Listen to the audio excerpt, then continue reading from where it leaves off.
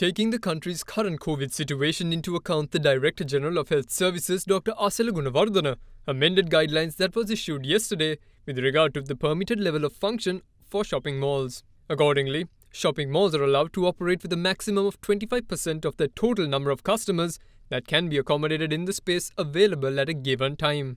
In addition, the maximum number of customers permitted to enter the establishment should be displayed outside. However, the guidelines issued yesterday had stated that shopping malls would remain closed until the 31st of August. Meanwhile, the Director General of Health Services, Dr. Asala Gunawardana, revised the guidelines that had been issued for travellers arriving from overseas during the pandemic. The Director General said that the former circulars issued on the 11th of this month and the 7th of July have been revoked.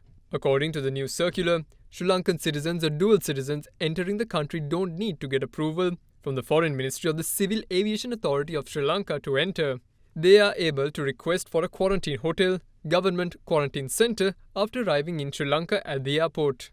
Travellers including foreign nationals, Sri Lankan nationals and dual citizens travelling via Sri Lanka tourism should obtain travel authorization using protocols stipulated on their website www.srilanka.travel.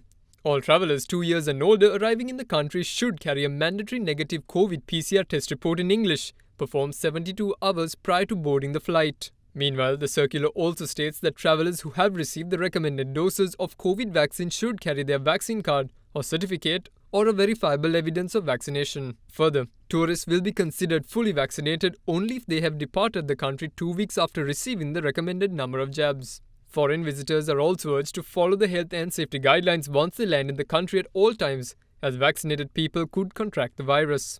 The Director General of Health Services had also stated that each traveller must submit a completed health declaration form to the staff at the airport health office.